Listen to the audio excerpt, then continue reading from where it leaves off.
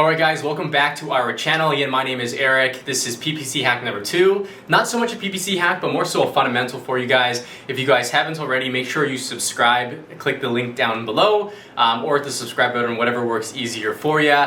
Super excited to film this video today on essentially campaign naming structure, some isolation tips, and some rules that you as an Amazon business owner should set up in your business for easier search for particular campaigns and just making data collection and data organization a lot better when doing PPC. Okay guys, again, PPC hack number 2. Okay, we're doing a whole series on this, so if you haven't already, make sure you subscribe, hit the bell up on the top right corner there to get notifications on new videos that come by, and without further ado, let's jump into the video.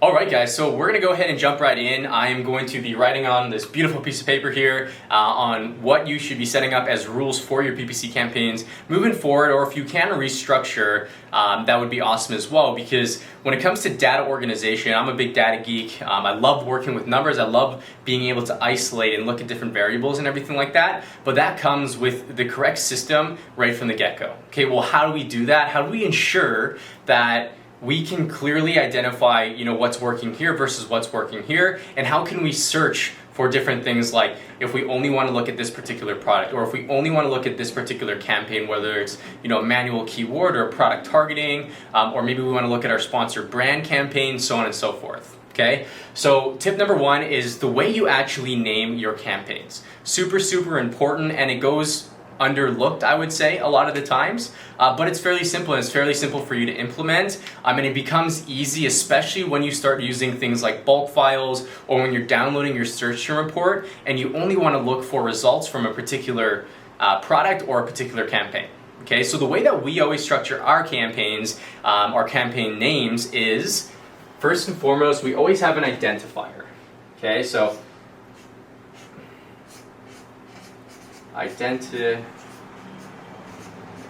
an identifier. Okay, what an identifier is it allows us to essentially, again, if we want to isolate something, we can search by that identifier. Okay, so an identifier is usually, and you guys probably can't even see this, so my apologies, but an identifier is typically something like a SKU.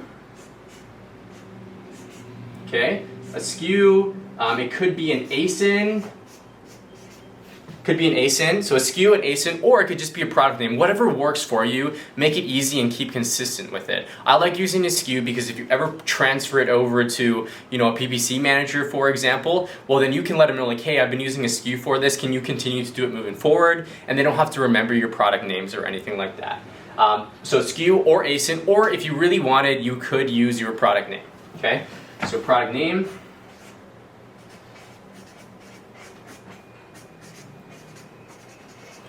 Product name, okay? So again, identifier, first thing that you put is your SKU or ASIN or your product name. So for example, if my product name, let's say that's my identifier, is a garlic press, then I'd call it a garlic press, or maybe you call it GP, whatever works for you. Again, something that's easy for you and your team to remember, and something that you can continuously use as you launch more campaigns and scale with pay-per-click. Okay, the next portion to this is the actual campaign type and campaign name. Okay, so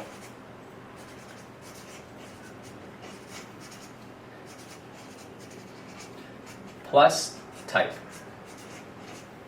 Okay, so what I'm essentially identifying here is, as you continue to get better at PPC and launch more campaigns consistently, we have particular names for campaigns. So for example, if I'm using Amazon Suggested, well, I call that Suggested. Okay, if I'm using a push campaign, which is the term that I use when I'm doing a launch campaign, I call it a push campaign. Okay, so if I'm doing a product targeting campaign, well, I call it PT, product targeting. Okay, if I'm doing a product targeting campaign, new releases, then I'll do PT, new releases. Okay, so the other portion to this is what type of a campaign it actually is. So again, product targeting, new releases, or if you're doing a suggested broad match, so you want to have the actual keyword level targeting type, so broad, phrase, exact, right? So the way that this would look is that if I'm doing a push, and I'll show you guys a close-up on this as well, Push, well, my push campaigns are obviously exact because the intention of those campaigns are to rank particular keywords, okay? So push exact, and the last thing we do is we actually put a date in there. And the reason we want to do that is because it allows us, again, to filter by month. It allows us to filter by year. It also allows us to more easily see, okay, when was this campaign launched? How long has it been running for?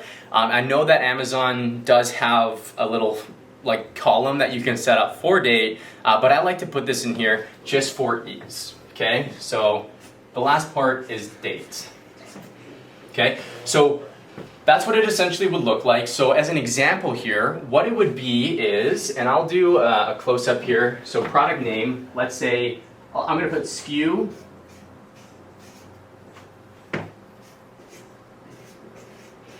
push,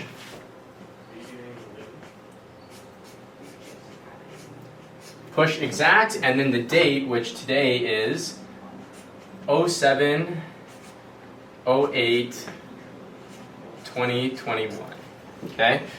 So as you guys can see here, I'm sure you guys can, we have our SKU, push exact, and then the date. So simple as that. Campaign naming structure is so important, especially again when you want to look at data at a quicker glance, if you want to be able to filter in Excel. So super, super powerful. Make sure you implement this. This is step number 1.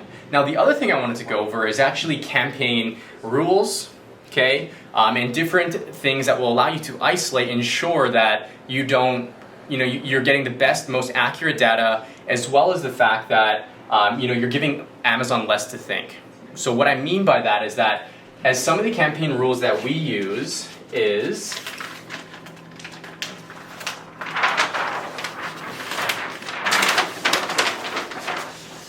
some of the campaign rules that we use are 50 keywords,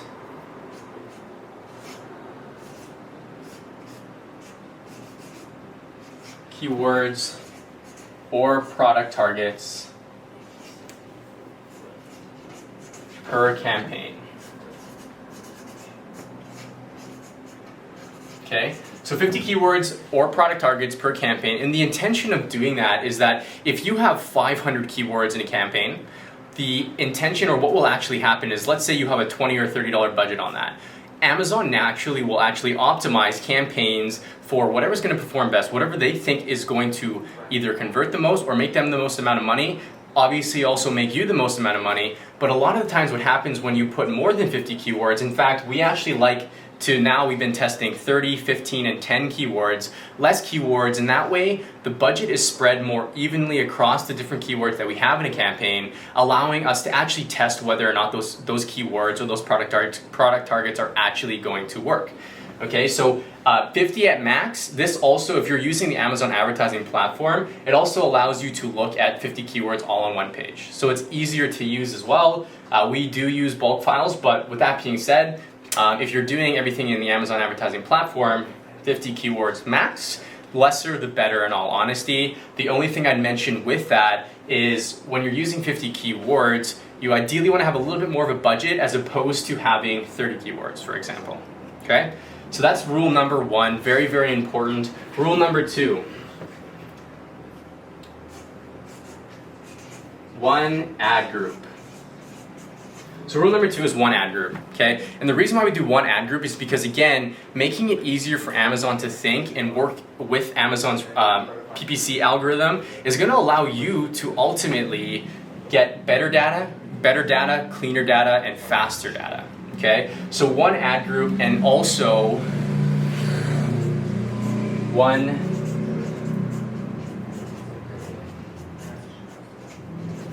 match type.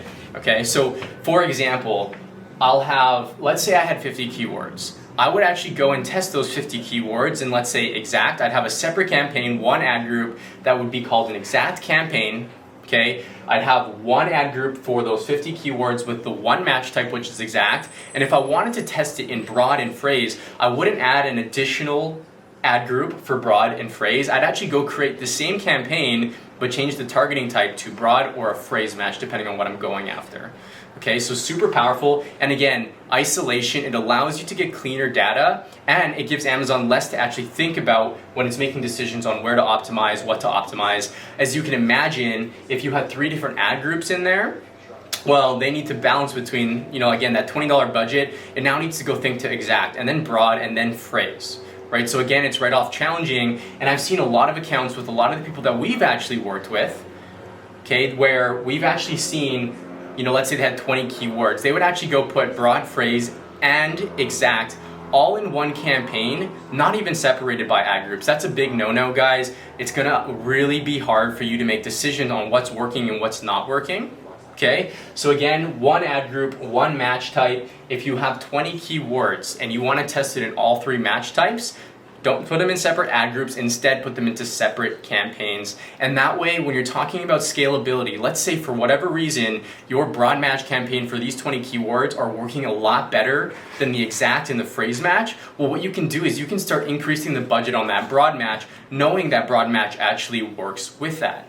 Okay, so again, isolation is very, very important, and also making sure you're giving Amazon less to think about by making your groups and campaigns smaller, as well as one match type per campaign, per ad group. Same thing applies with product targeting. Same thing applies with automatic targeting. You want one targeting group per campaign. And again, it's all about scalability. It's all about getting clean and good data ultimately, and figuring out what's going to work with your product. And what you'll notice is that not all the times exact is going to be the best campaign or broad is going to be the best campaign, but you need to find and test what's going to be the best for that particular product. And the only way to do that is by isolating variables so that you can actually make decisions and smart decisions on what's actually working. Okay, so again, as a recap, we went over tips for isolation, tips for campaigns, different rules for that. And then we also went over the importance of naming structure and why having an identifier is important when you're looking at data in bulk, and also your campaign name and date. Okay, hope this was useful, guys. Again, if you are new to the channel, make sure you click subscribe. I'm going to have a few discount codes below, as well as if you are looking for somebody to partner up with that can teach you PPC or teach you how to sell on Amazon and you're just getting started and are struggling, drop us a message below, click the link below, and book a call with our team to see if you're going to be a good fit working with the FBA startup.